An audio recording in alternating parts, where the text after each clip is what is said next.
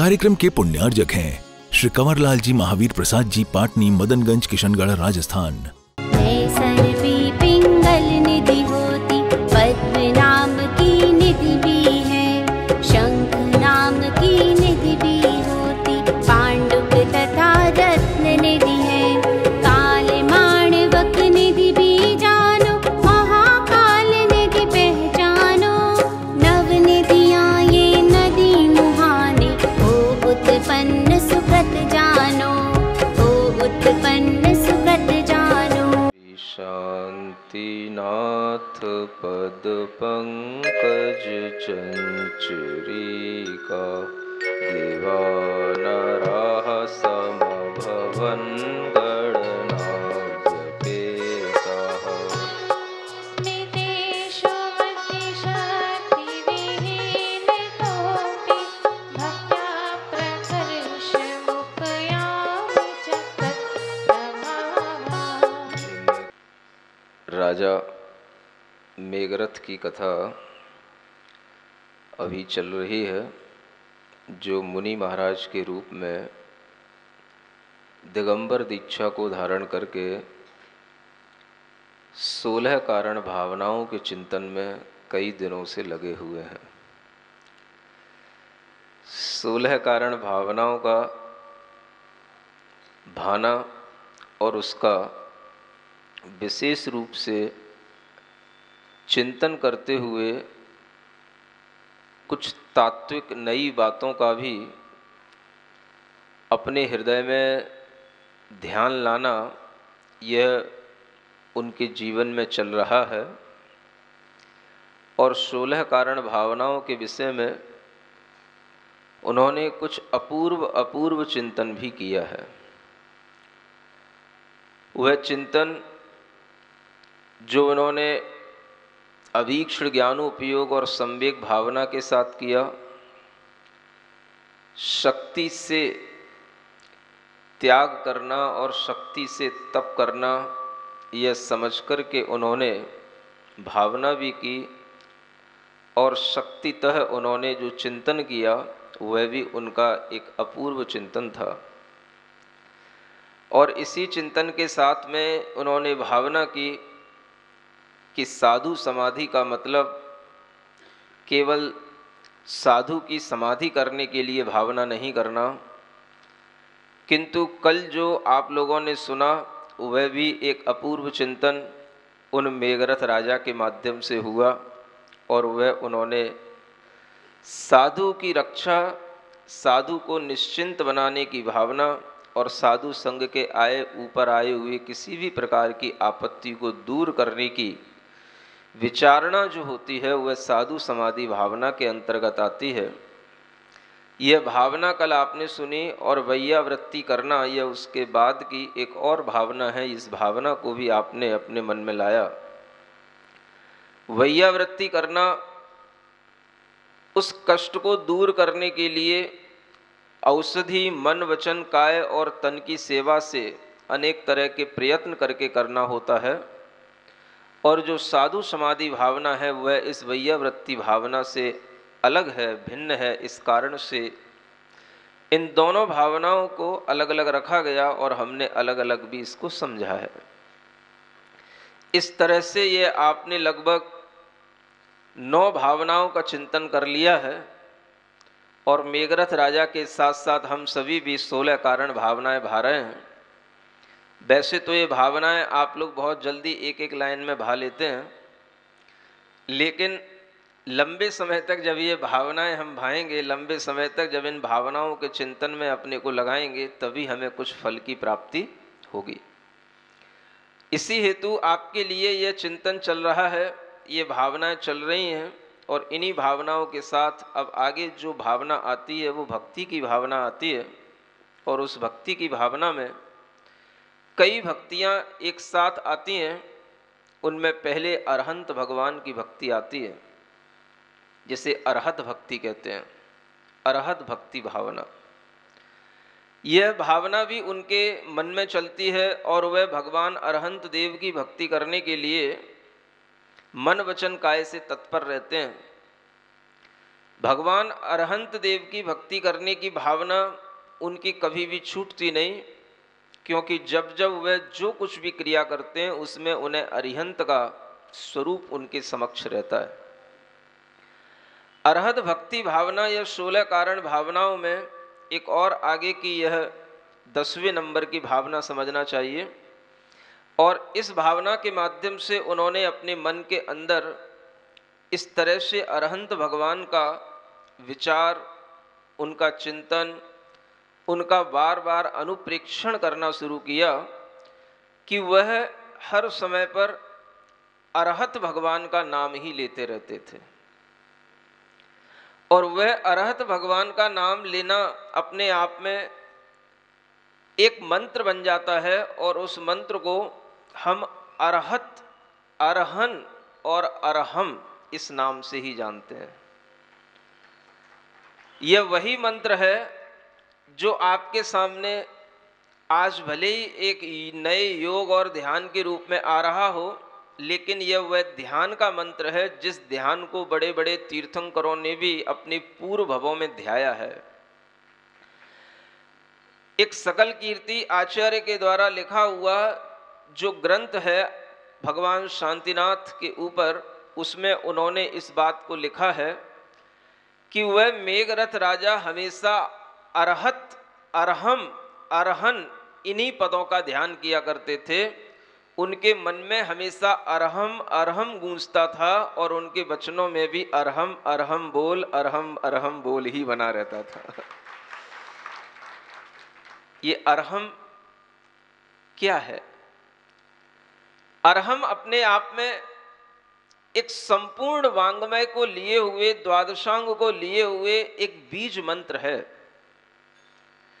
जिस अरहम में अरहत भी आते हैं, जिस अरहम में सिद्ध भी आते हैं, जिस अरहम में आ से लेकर के हा तक के सभी वर्णमाला के द्वादशांग के अक्षर भी आते हैं, और अरिहंत परमेष्ठी से लेकर साहू परमेष्ठी का अंतिम हा तक पंच परमेष्ठियों का समावेश भी इस अरहम में हो जाता है। ऐसे इस अरहम में सब कुछ समाहित है।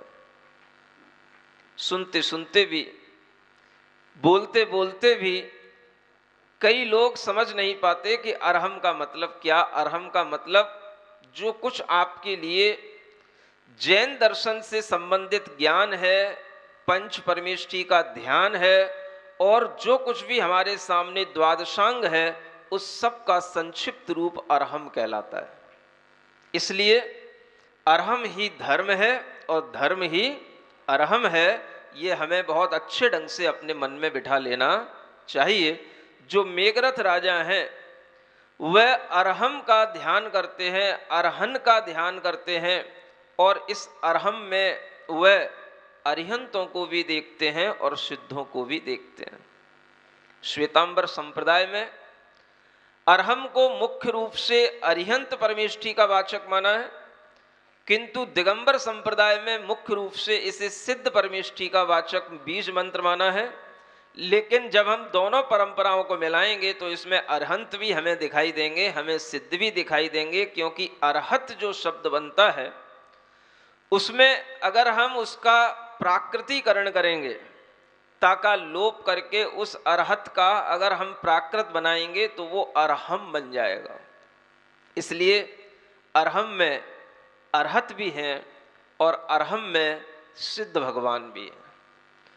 जैसे एक शब्द होता है जगत, भगवत, अगर हम इसकी प्राकृत बनाते हैं तो प्राकृत में इसको भगवम बोलते हैं। भगवन जो हम हिंदी में बोलते हैं भगवन, उसे हम प्राकृत में भगवम बोलते हैं, भयवम बोलते हैं। इसी तरह से अरहत कहो, अरहन कहो, अरहम कहो, ये सभी एकार्थवाची शब्द हैं। यानी अगर हमें अरिहंत भगवान की भक्ति करना है तो हमें अपने मन में अरहम अरहम का ध्यान करना होगा, और अपने वचनों से भी अरहम अरहम की ध्वनि हमें अपने मुख से निकालनी होगी। यह करने का मतलब ही है कि हम भगवान की भक्ति में लग रहे हैं। इसी को नाम जाप भी कहा जाता है। एक परंपरा चलती है हिंदुओं के यहाँ पर,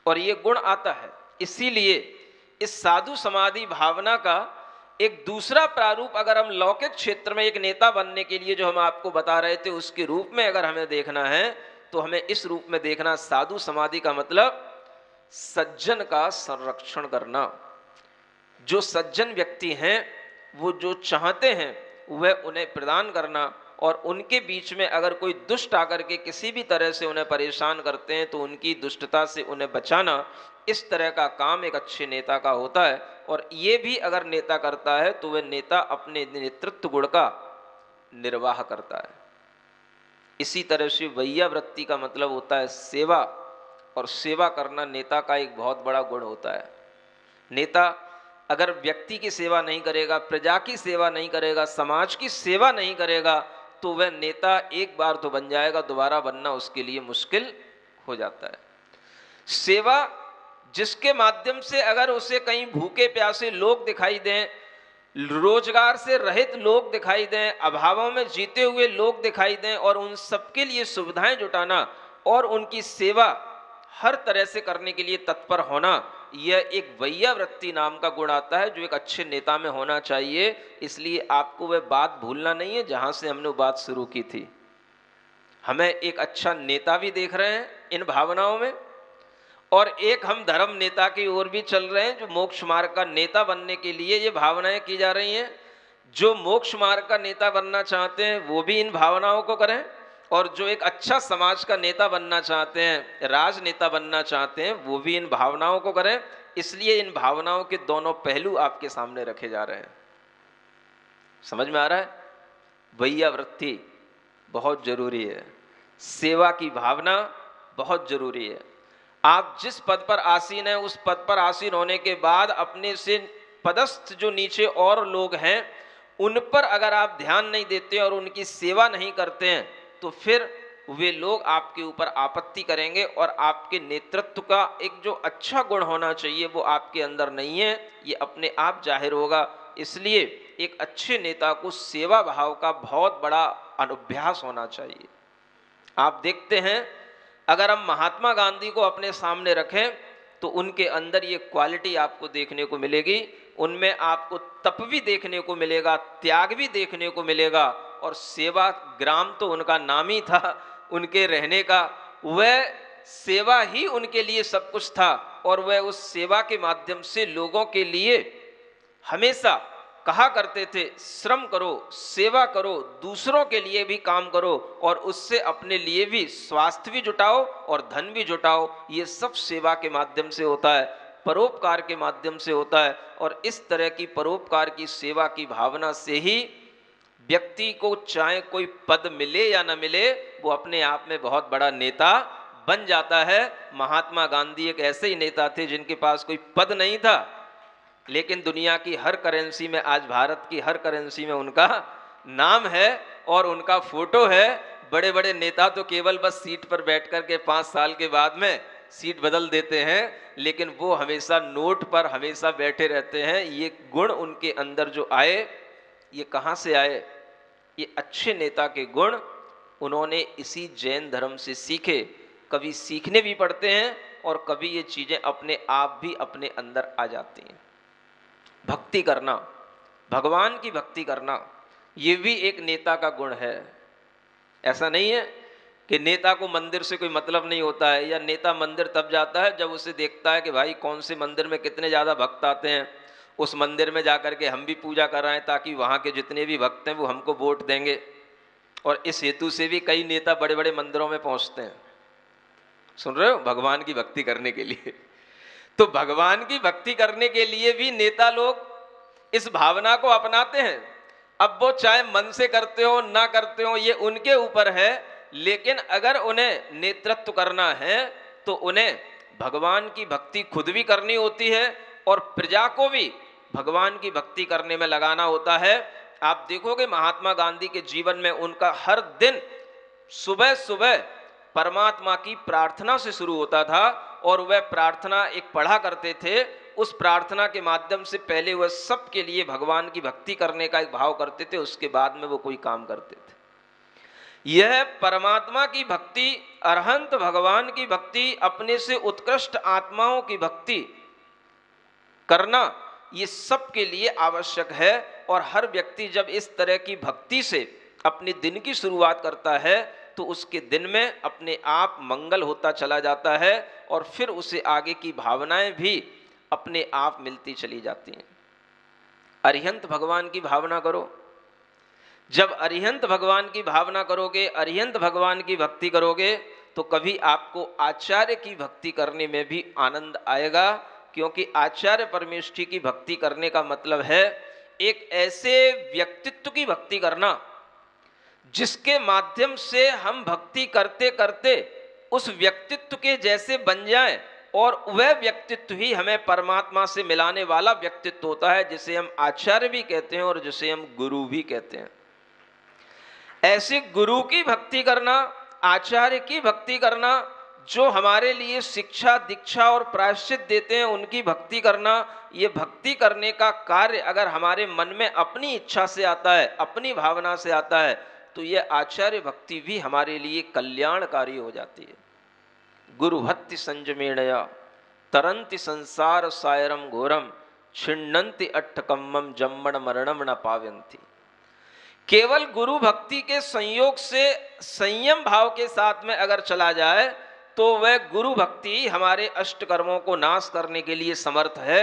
ऐसे गुरु की भक्ति करने के लिए, श्रेष्ठ आचार्य की भक्ति करने के लिए बड़े बड़े आचार्यों ने भावना में कहा है, तीर्थंकरों ने स्वयं कहा है कि आचार्य परमेष्ठी की भक्ति भी तीर्थंकर पद को प्रदान कराने वाली।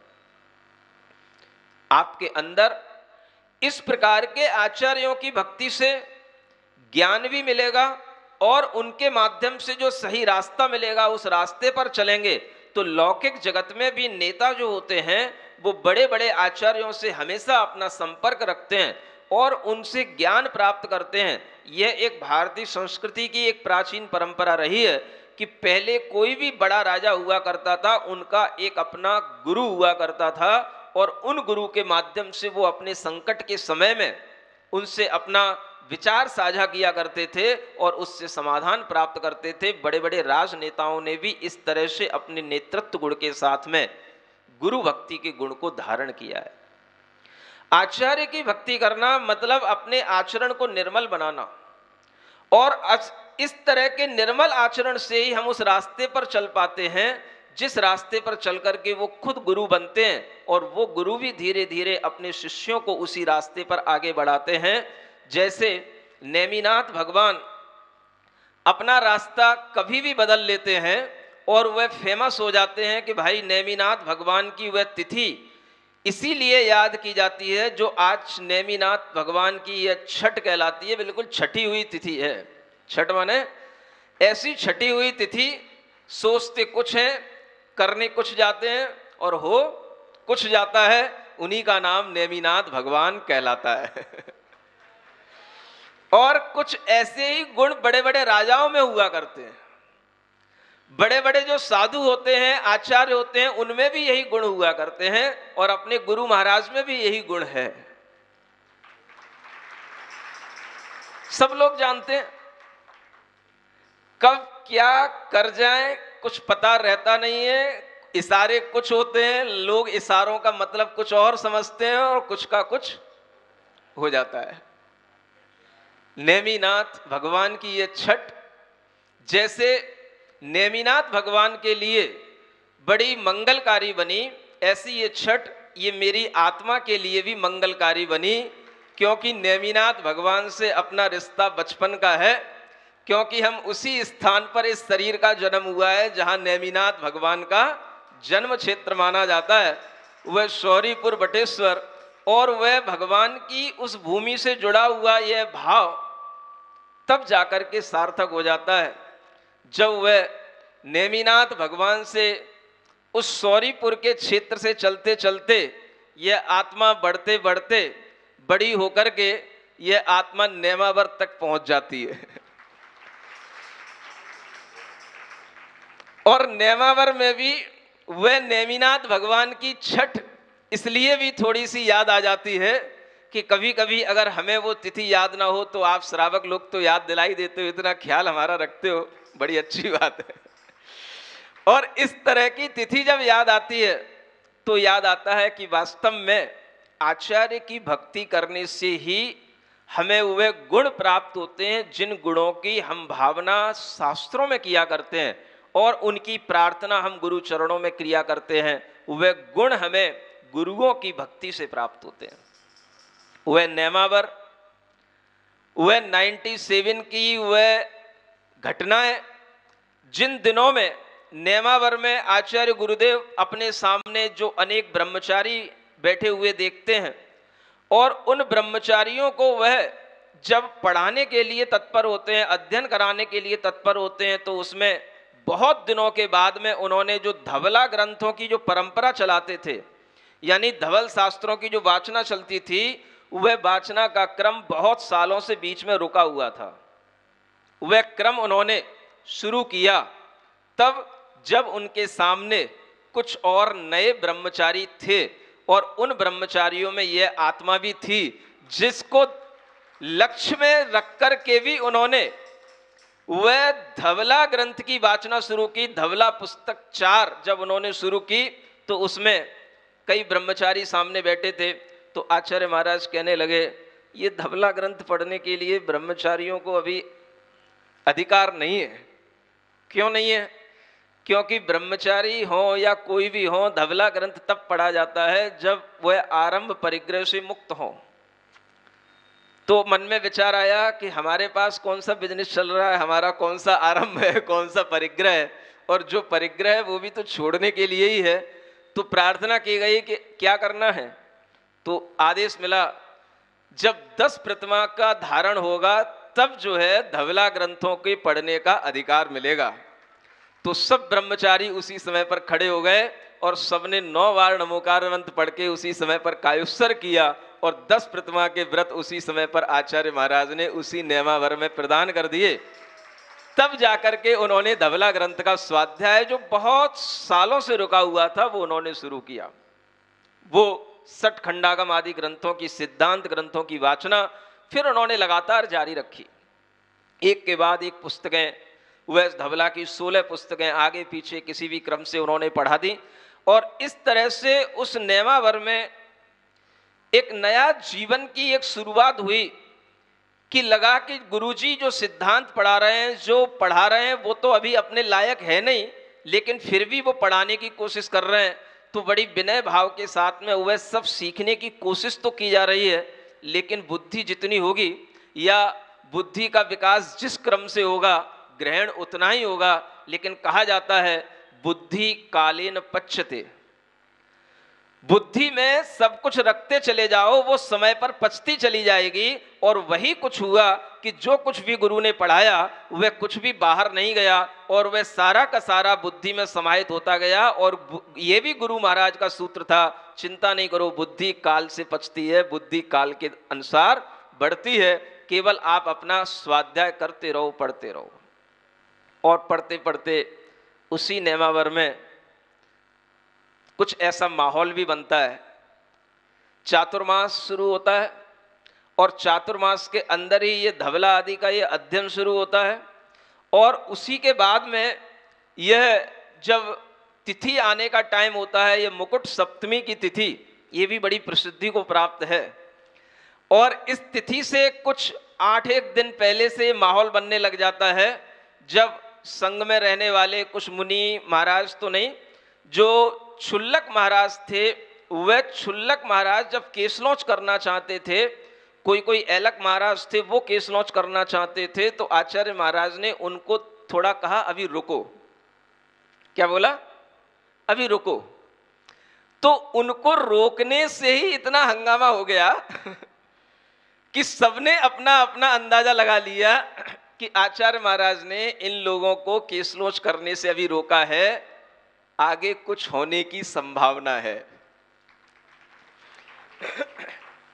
केसलौच करने से रोकने का मतलब आगे हो सकता है इन क्षुल्लक महाराज को भी रोक दिया, ऐलक महाराज को भी रोक दिया, क्योंकि जब केसलोच दीक्षा के टाइम पर केसलोच करने का टाइम आता है तो उस समय पर केसलोच कराया जाएगा, अभी थोड़ा सा रुको। ऐसा सबने संकेत को ग्रहण करके अपने मन में विचार कर लिया और वह खूब सब जगह पर मैसेज हो गया, मुकुट सप्तमी को मुनि दीक्षा हो सकती है, संभावनाएं हैं। वो आसपास के दिन थे, मुकुट सप्तमी से पहले ही आचार्य सिंह ने रोक दिया। और ये मुकुट सप्तमी जो आने वाला दिन था, इसमें आचार्य महाराज कुछ विशेष अच्छे काम करते हैं। कभी कभी सप्तमी को भी कर लेते हैं और छठ को भी कर लेते हैं। जब आचार्य महाराज ने सब कुछ अपने मन में विचारा और विचार करने के बाद में उनका विचार क्या था वो नेमिनाथ भगवान ही जानते होंगे। वह विचार कर रहे हैं कि मुनि महाराज के लिए हमें दीक्षा देना है, माने मुनि दीक्षा देना है और इन क्षुल्लक एलकों को हम दीक्षा दें। उन्होंने उनके लिए कुछ रोक भी दिया, कुछ संबोधन भी कर दिया और वह जो क्षुल्लक एलक थे वो संतुष्ट होकर के बड़े हर्ष के साथ में कि भाई अब बहुत जल्दी आने वाले मुकुट सप्तमी के दिन के आसपास या मुकुट सप्तमी को क्षुल्लक मुनि दीक्षा हो जाएगी। ऐसे भाव में वो अपने बड़े हर्ष के साथ में बैठे हुए हैं और वो समय आ रहा है, लेकिन आचार्य महाराज की तरफ से अभी निर्णीत कुछ नहीं है। संभावनाएं सब कुछ हैं और निर्णय कुछ नहीं है, और उसमें एक निर्णय सागर महाराज भी है। अब यह क्षुल्लक दीक्षा का जो क्रम था ये तो बहुत दिनों से जो केवल अभी कुंडलपुर में हुआ था, उसके बाद में फिर क्षुल्लक दीक्षाएं भी नहीं हुई थी। और उसके बाद में आचार्य महाराज को मुनि महाराज इन्हीं क्षुल्लकों को बनाना था, लेकिन आचार्य महाराज के दिमाग में न जाने क्या आया कि जो ब्रह्मचारी लोग उन्हें दिखाई दे रहे थे, उन ब्रह्मचारी लोगों को उन्होंने छठ से एक दिन पहले पंचमी को दोपहर में बुलाया एक एक करके और सबका मन लिया। कल आप लोगों के लिए अभी साधना की शुरुआत करना है, इसलिए प्रारंभ में सीधा मुनि तो नहीं, एकदम से पहले क्षुल्लक दीक्षा देने का विचार है, ऐसा भाव किया है। कायुस्सर कर लो।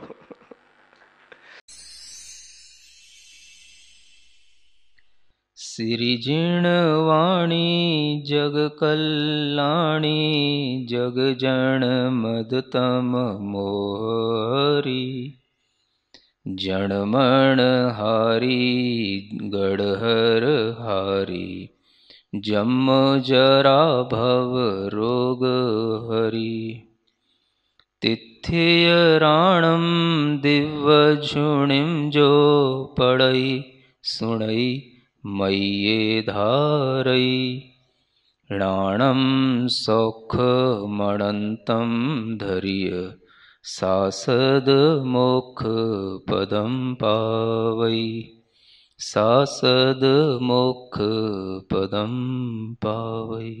इस कार्यक्रम के पुण्यार्जक थे श्री कंवरलाल जी महावीर प्रसाद जी, पाटनी, मदनगंज, किशनगढ़, राजस्थान।